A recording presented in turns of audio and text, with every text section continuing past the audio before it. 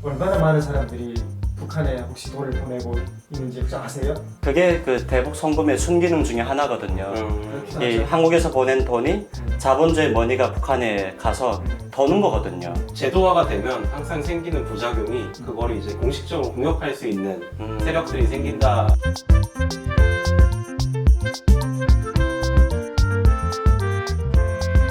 통일공문장 필사원입니다. 또 이번에도 다양한 주제를 가지고 한번 또 저희가 이야기를 좀 나눠보려고 하는데요. 이번에 첫 번째 주제는 대북 송금에 대한 내용입니다. 아마 시청하시는 분들 또 많은 분들께서 대북 송금하면 뭔가 되게 저게 뭐지? 아마 이렇게 하고 잘 모르실 수도 있는데 우리가 북한에 돈을 보낼 수가 없잖아요. 일반 주민들이. 그렇죠. 네. 그런데 북에서 온 우리 탈북민 분들 중에 네. 꽤 많은 분들이 북한에 돈을 보내고 있습니다. 그래서 우리가 한번 이 내용을 가지고 이야기를 좀 해보고 싶어요. 시작에 앞서서 저희 간단하게 인사 한마디씩 하고 자기소개 한마디씩 하고 넘어가겠습니다. 저는 한반도 문화기획사를 꿈꾸고 있는 이가영입니다. 네, 저는 이정철이고요. 북한에서 왔지만 미국이 너무 좋아서 북한 제임스가 된 북한 제임스입니다. 반갑습니다. 네, 반갑습니다. 뭐라고 하는 거야? 북한 제임스. 네. 뭐야, 제가 영화 이름이 제임스입니다. 제임스. 아, 그래? 네. 혹시 그 제임스가 그 제임스 본드 그거예요? 맞습니다. 네. 제가 이 자유의 국가 미국 너무 좋아가지고 알겠습니다. 제임스 본드 영국 사람 아닌가요? 그냥 이거 그냥 넘어가면 안 되나요? 네, 이거 잠깐 넘어가겠습니다. 알았어, 제임스. 네. 알았어. 예, 저는 그 북한 공부하는 걸 좋아하는 류태림이라고 합니다. 반갑습니다. 네, 반갑습니다. 제 이름을 소개 안 했나? 예, 저는 조경일입니다. 북한을 공부하고 있고 저도 이제 이 비싸보라를 함께 여러분들과 만들어 가고자 하고 있습니다. 고향이 어디예요? 고향은 함경북도 경흥이라고 하면은 모르시더라고요. 그래서 저는 아오지라고 혹시 아세요라고 하면은 네. 많이 아시더라고요. 그래서 저는 이제 아오지가 고향입니다. 네, 자 아까 주제 소개를 드렸는데요. 네. 혹시 북한에서 오신 분들이 다시 북한에 남아 있는 가족들한테 돈을 보내고 있는 그런 사실을 혹시 알고 계셨나요? 네, 다 알고 있죠. 네. 네. 그래요? 그럼 네. 알고 있는 정철 씨께서 어떤 내용인지 간단하게 소개 좀 해주실래요? 그래.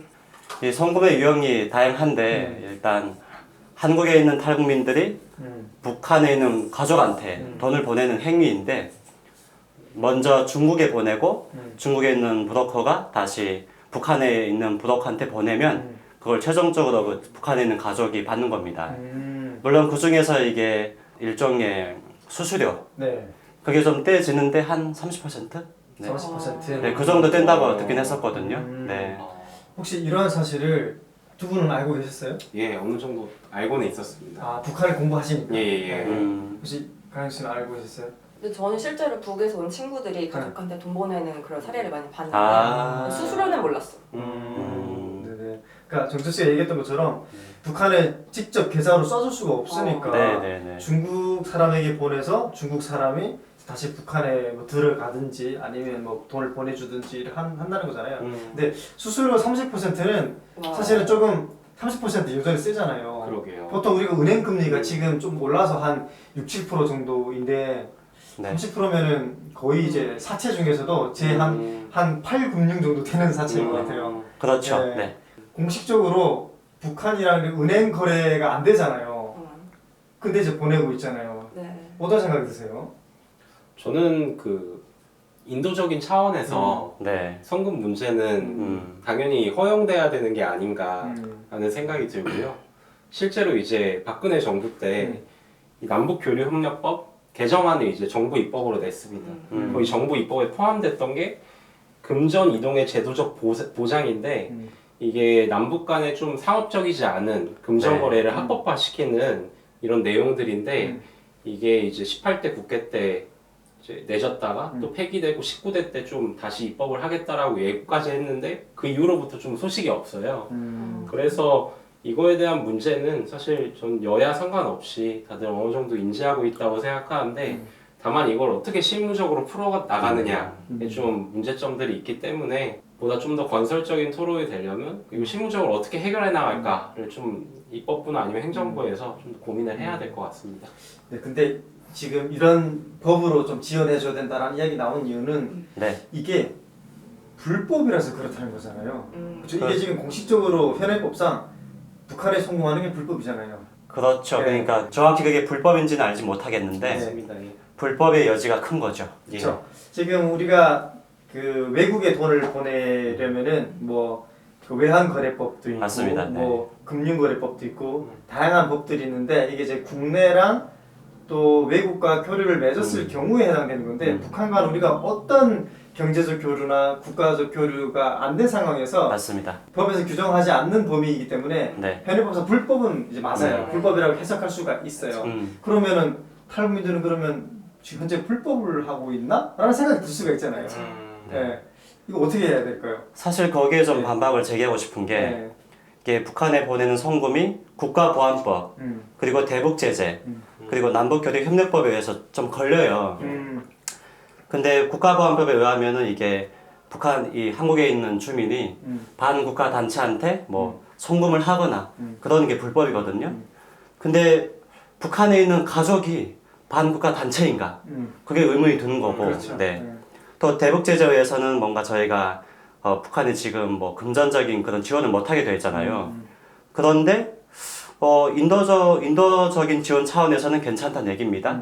그러면 아까 태림 씨가 말씀하신 것처럼 북한에 있는 가족한테 정말 힘들게 사는 가족한테 돈을 보내는 것이 인도적인 게 아닌가 이렇게 좀 논란이 많기 때문에 그렇죠. 이게 진짜 불법인 건지 아니면 불법이 아닌 건지 좀 논란의 여지가 많다. 네. 맞아요. 현행법상은 불법이라고 다분하게 네, 네, 보여지지만 이게 뭐 어떤 북한에 있는 정부나 기업에 보내는 게 아니기 때문에 맞습니다. 네. 그냥 북에 남아 있는 가족들한테 먹고 그렇죠. 살기 힘든 가족들한테 보내는 거니까 이거는 누가 봐도 이건 인도적 지원인데 동시에 현행법상에는 또 저촉이 되는 부분이라서 논란이 있다는 말씀이시잖아요. 맞습니다. 네. 네. 그래서 이걸 우리가 어떻게 좀 해야 될까? 계속 그냥 방치를 하는 게 맞는 건지 아니면 우리가 좀 더 지원을 할 수 있는 대안 같은 게 있을 거지 이거는 정해진 건 없는데 우리가 한번 생각해 볼 수 있는 게 좀 있지 않을까 싶어요. 혹시 어떤 생각이 드세요? 일단 이거 왜 개정안이 갑자기 강간 소식이 된 거죠? 이게 또 실무적으로 진행하다 보면 좀 더 적절하지 않다고 판단될 수도 있고 이게 폐기가 되는 이유는 상위법에서 이거를 저촉하고 있기 때문에 우리 상위법이라는 게 일단 헌법이 있고 헌법이 일단 제일 위잖아요. 근데 헌법에서 북한을 국가로 일단 인정을 안 하고 있고 미국의 대북 제재에 북한이 걸려 있기 때문에 우리가 북한과의 어떤 현재로서는 어떤 금전적 거래를 하거나 경제적 교류를 하는 거는 일단 대북 제재에 걸려 있어요. 네. 근데 그게 제일 크고 의원들 사실 알아요 이거를. 네, 그래서 그냥 회의를 안 하고 그냥 폐기시켜 버리는 거죠. 저는 그게 안타깝습니다. 그렇죠. 그러니까 저희가 한국에서 가족한테 돈 보내는 게 문제가 되지 않잖아요. 그렇죠. 근데 헌법 3조에 의하면은 북한도 한국이거든요. 그럼 북한에 살고 있는 주민들도 한국의 구성원인 거예요. 그러면 당연히 북한에 있는 가족들한테 돈을 보내는 것도 헌법상 맞는 건데. 맞아요. 네. 말씀하셨던 것처럼 헌법상 북한은 국가가 아니라서 그렇죠. 거래가 안 되지만 네. 또 동시에 헌법상 네. 우리 국민이기 때문에 그럼 외환거래법에 네. 걸리지 않는 거 아닙니까? 그쵸. 어떻게 보세요? 방금 이거 모르시는 우리 시청자분들 많을걸? 네. 그렇죠. 북한이 그러니까 보통 우리들은 이렇게 생각하잖아. 북한은 북한이란 나라구나. 네. 근데 방금 여러분들이 말씀하신 거는 북한은 나라로 인정하지 않아. 근데 한국 국민이래. 이거에 대해서 조금 더 설명해 주실 분. 왜냐면 이거 진짜 사람들 뭐라고? 이럴 거야 네. 진짜. 일단 현행법상 우리가 한반도를 규정할 때 대한민국의 영토는 한반도와 그 부속 도서로 한다라고 돼 헌법 있어요. 3조죠. 예. 북한은 그러면은 여기 포함되는 거죠. 그러니까 우리가 이 헌법에 기초해서 우리가 북한을 반국가 단체다라고 이제 규정을 하는 거예요. 이렇게 보면은 그러면은 헌법에 따르면 우리가 북한이 우리 가족이네? 그렇지. 그러면 보내는 거 괜찮지 않나? 근데 또 우리가 실정법에 따르면 어쨌든 남북한은 두 국가예요. 유엔에 동시에 가입한 두 국가. 그러니까 헌법과 우리 실정법은 충돌을 해요. 예, 솔직히 엄밀하게 따지면 충돌을 해요. 그래서 이게 해석의 여지가 그려져 있는 거예요. 이렇게 보면 또 이게 맞고 이렇게 보면 또 이게 맞는 거예요. 예. 피곤하죠. 복잡하죠. 네. 정말 더 시작되네. 네. 자, 그러면 우리가 한번 볼까요? 한국에 북에서 온 탈북민들이 34,000명이 좀 넘었어요. 혹시 이 중에 얼마나 많은 사람들이 북한에 혹시 돈을 보내고 있는지 혹시 아세요? 네. 33,000명? 네, 중에.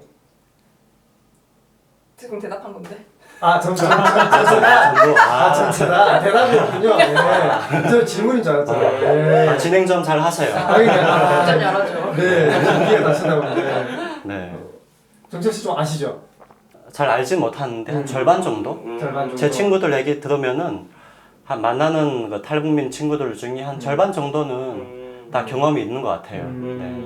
최근에 조사를 보니까 탈북민 중에 64% 이상이 북한에 송금한 경험이 있다고 나와요. 다들 돈이 많구나.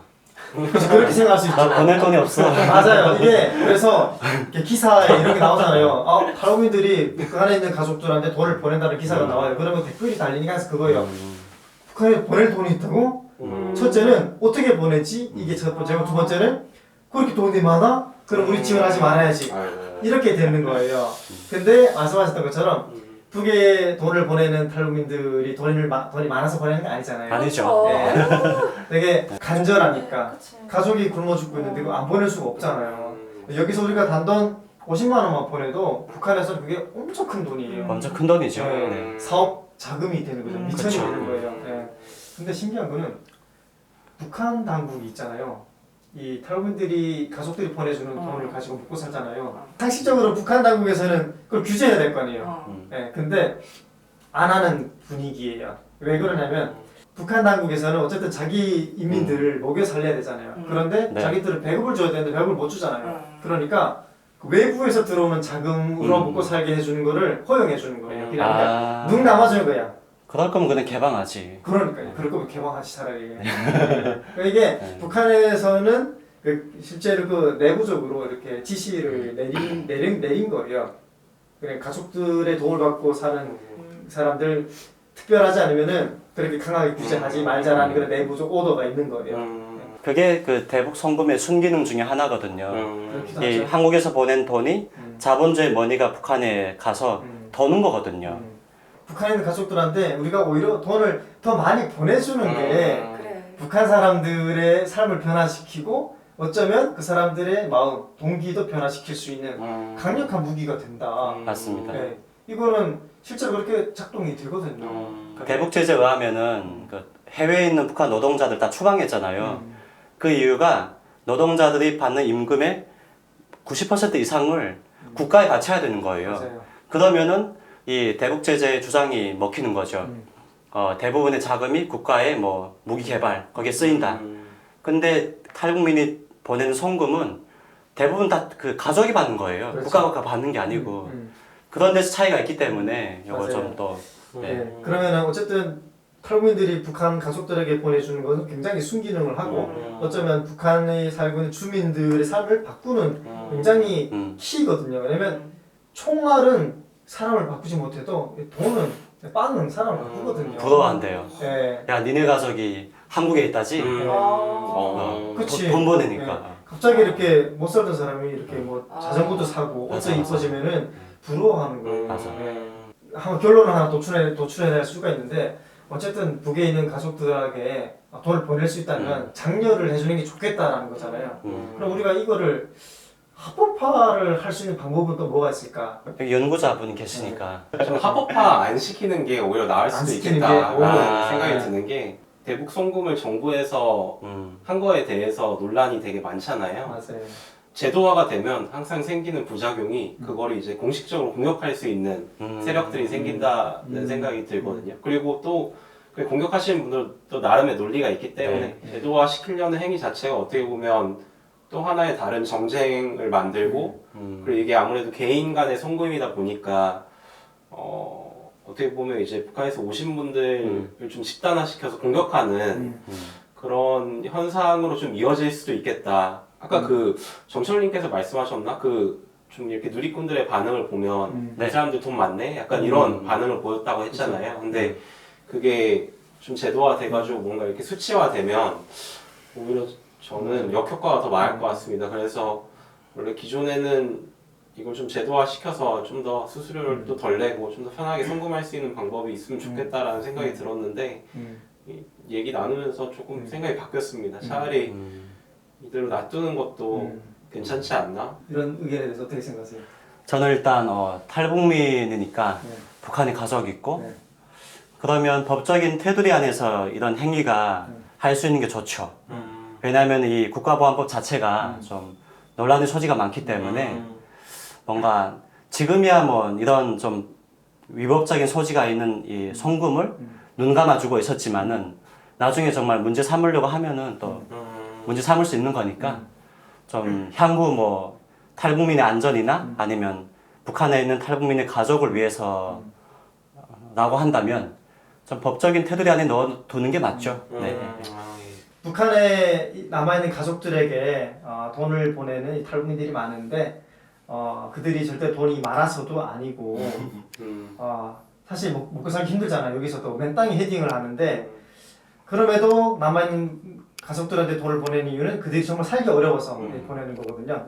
이런 문제들이 있구나라고 그래도 인지를 하고 앞으로 뭐 법의 테두리 안에서 넣어줄 수 있으면 더 좋겠는데 그런 방향을 우리가 좀 고민을 하면서 나아갔으면 좋겠다라는 생각이 들어서 이 주제를 저희가 이번에 이야기해봤습니다. 이야기 함께해 주신 여러분 감사합니다. 네, 감사합니다. 감사합니다.